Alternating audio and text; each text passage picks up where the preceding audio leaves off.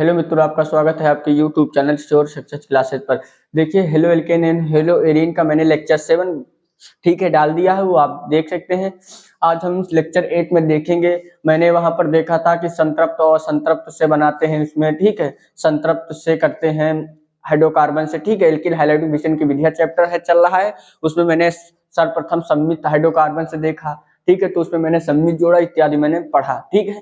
असममित में क्या प्रॉब्लम आ रही थी, ठीक है। उसमें मैंने एक जरूरी का प्रति मार्कोनिकॉफ का नियम का पढ़ा, जिसको खराश प्रभाव या पराक्साइड, ठीक है, बोलते हैं, उसको हमने यहाँ पर पढ़ा। तो आज हम लेक्चर 8वें में पढ़ेंगे हाइड्रोजन के संयोग के द्वारा।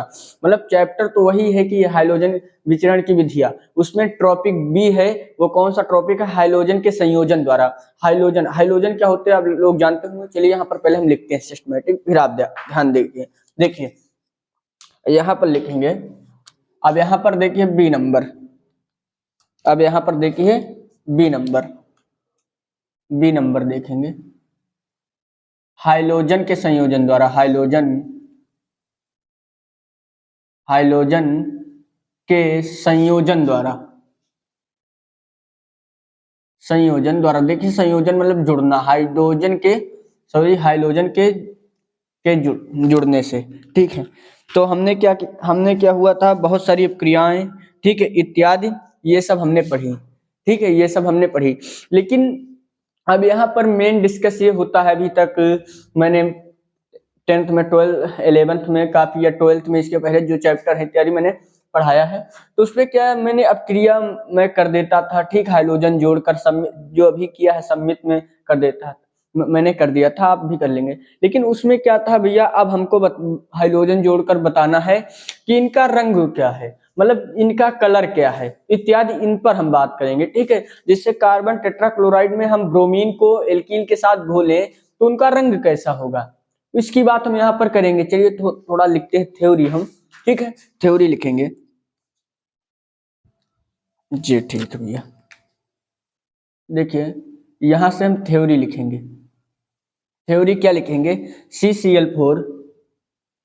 CCl4 ठीक है, में घुली ब्रोमीन,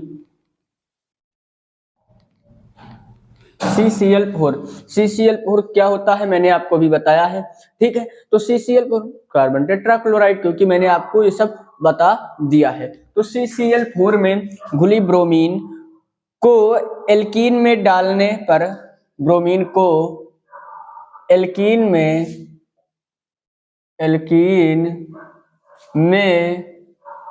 डालने पर,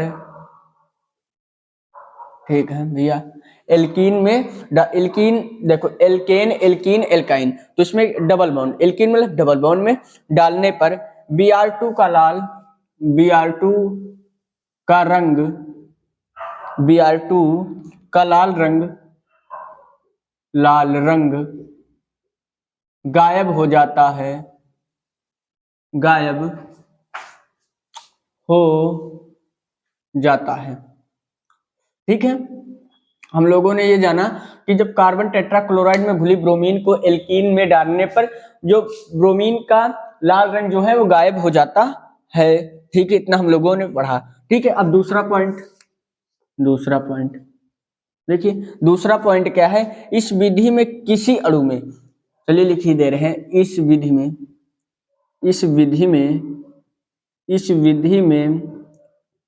किसी, ठीक है, किसी अणु में, ठीक है, किसी अणु में बराबर इक्वल की पहचान, ठीक है, पहचान की जाती है, है, ठीक है। ये मैं कुछ थ्योरी आपको लिख रहा हूं, तो कृपया आप जो भी 7वें लेक्चर तक देखें, अपनी नोट्स बना रहे हैं तो इसको जरूर शामिल करें अपनी नोट्स में, इसको लिखें, इंपॉर्टेंट है, तभी मैं यहाँ पर लिख रहा हूँ, अन्यथा ना लिखता, ठीक है।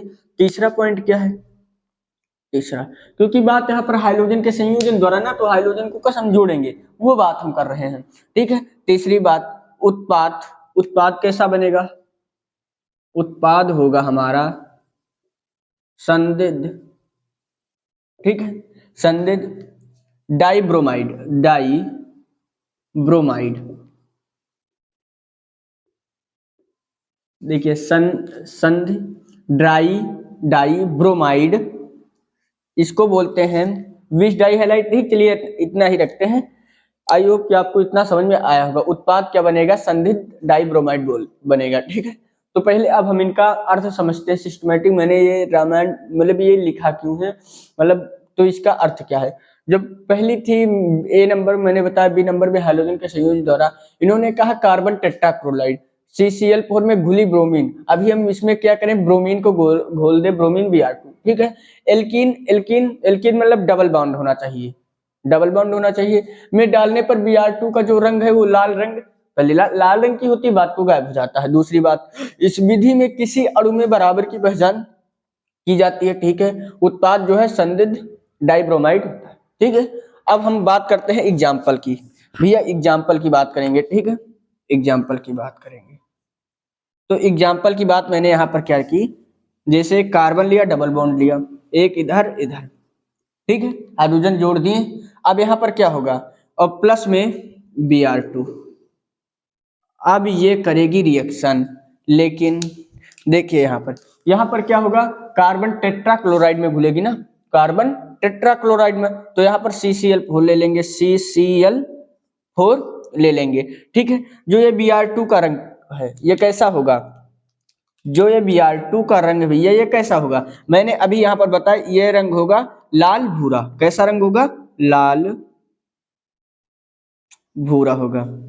ये रिएक्शन करने के बाद आप तो रिएक्शन कर ही लेंगे, Br यहाँ पर जुड़ जाएगी, एक यहाँ पर डबल बॉन्ड टूट जाएगा, तो कार्बन कार्बन। ठीक है, कार्बन कार्बन आ जाएगा इधर, यहाँ पर Br एक जुड़ जाएगा, दूसरा Br भी यहाँ पर जुड़ जाएगा। इसका क्या होगा, कलर नहीं होगा। ठीक है, कलर नहीं है,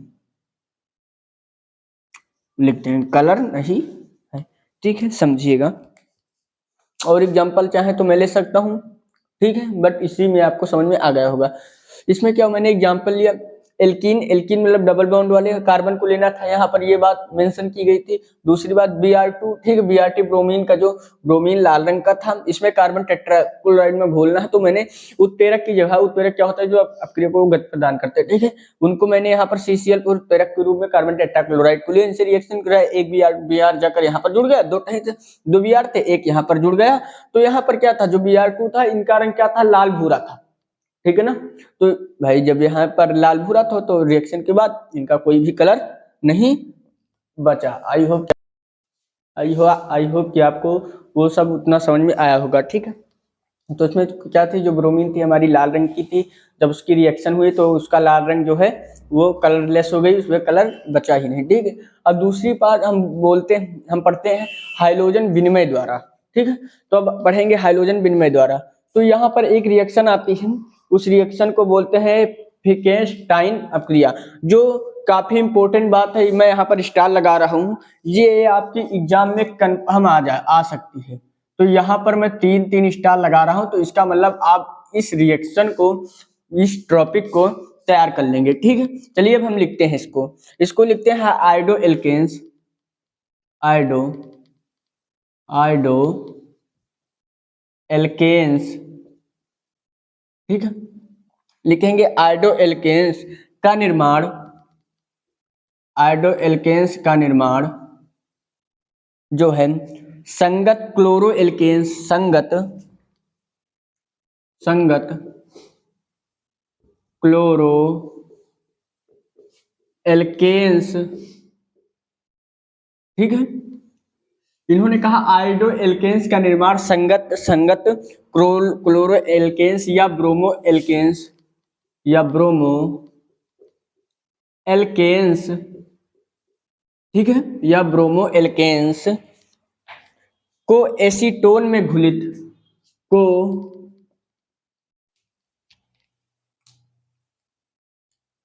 एसीटोन में घुलित को एसीटोन में घुलित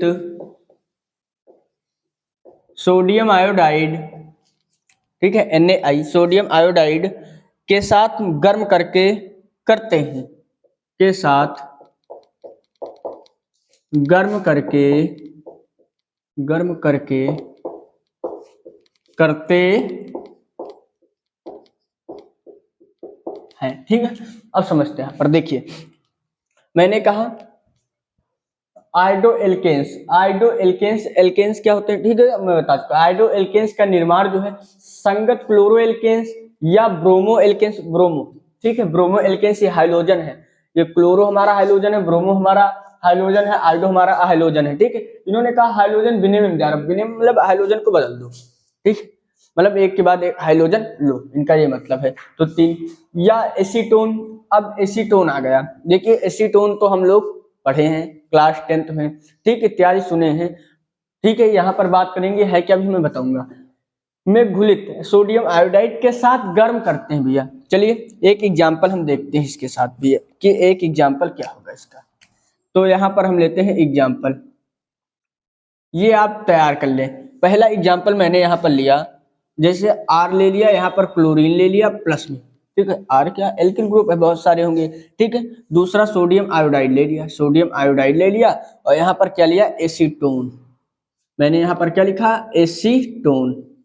एसीटोन को यहाँ पर हम उत्प्रेरक के रूप में लेंगे, ठीक है, क्योंकि देखिए यहाँ पर मैंने क्या लिया आर, आर मतलब alkyl group CH2 CH3 methyl कुछ भी जुड़ा है, आर मतलब कुछ भी जुड़ा, उसमें जाकर हमारा हाइड्रोजन जुड़ा है, plus sodium iodide, sodium iodide में सोडियम आयोडाइड मिलाते हैं और उत्प्रेरक के रूप में क्या लेते हैं हम एसीटोन के लेते हैं, एसीटोन को ले लेते हैं। फिर आगे क्या बनेगा देखिए, ये चला जाएगा आर के साथ आयोडो चला जाएगा, तो आर आयोडो प्लस, ठीक है, आर के साथ क्या चला जाएगा आयोडो चला जाएगा, प्लस क्या बन जाएगा NaCl के पास चला जाएगा, प्लस में NaCl बन जाएगा, नमक बन जाएगा।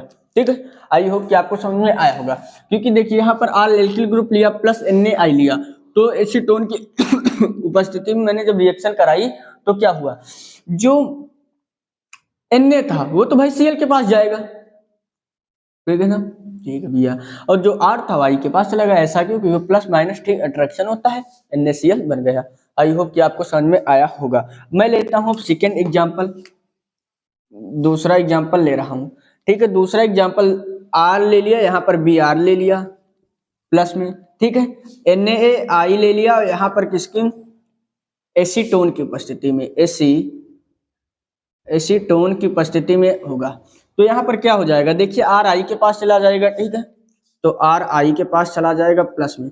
अब देखिए जो हमारा Na है वो Br हो जाएगा, NaBr हो जाएगा, NaBr हो जाएगा, ठीक है। मैं लेना चाहूँ तो तीसरा एग्जाम्पल भी ले सकता हूँ, चलिए ले लेते हैं तीसरा एग्जाम्पल, आर ले लिया, ठीक है, यहाँ पर मैंने क्या लिया क्लोरो ब्रोमो, चलिए क्लोरो ले लिया, या हम ले लेते हैं आयोडो, यहाँ पर आयोडो नहीं लेंगे क्योंकि सोडियम आयोडो के उपस्थिति उससे रिएक्शन ही करानी है, तो यहाँ पर हम ले लेते हैं क्लोरो ले लेते हैं। चलिए यहाँ पर NaI वही रिएक्शन हो जाएगी, ठीक है, तो आप कर ही लेना।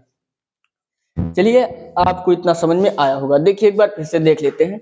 यहाँ पर क्या हुआ, इन्होंने कहा था कि आयोडो एल्केन्स आयोडो होना चाहिए, दूसरी बात का निर्माण संगत क्लोरो होना चाहिए, तीसरी बात ब्रोमो एल्केन्स में एसीटोन को घुलित मतलब एसीटोन को घोल दिया जाता है, NaI सोडियम आयोडाइड के साथ गर्म करते हैं, तो ठीक है भैया।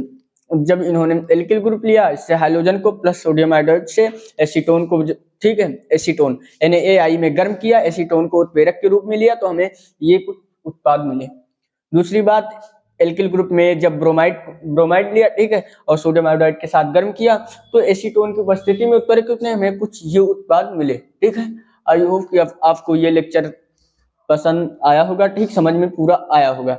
अगर ये लेक्चर समझ में आया है तो कृपया वीडियो को लाइक एवं सब्सक्राइब, जो लोग वीडियो को कृपया देखा करें, तो सब्सक्राइब करने में सिर्फ 8 सेकंड का वक्त लगता है, ठीक, तो उस 8 सेकंड में हमारे चैनल को सब्सक्राइब कर दे, जिससे हर आने वाली वीडियो उन तक उपलब्ध हो सके, ठीक है। अगर देखिए मैं ये 8वां लेक्चर है, 8वां, ठीक है, तो इसके बाद क्या करूंगा, इस चैप्टर को पूरे लेक्चर वाइज आपको पढ़ा दूंगा, एक भी दिक्कत नहीं रहेगी। जहां पर मैं स्टार पॉइंट जिस चीज पर चिन्हित करूंगा, कृपया आप वहां उसको बखूबी ही तैयार कर लें। मैंने इस यहाँ पर देखिए स्टार लगाया, तो आप इसको तैयार कर लेंगे, ठीक है। तो आई होप कि आपको ये लेक्चर पसंद में आया होगा। चलिए मिलते हैं नेक्स्ट वीडियो में, तब तक की अपना ख्याल रखिए। Thank you so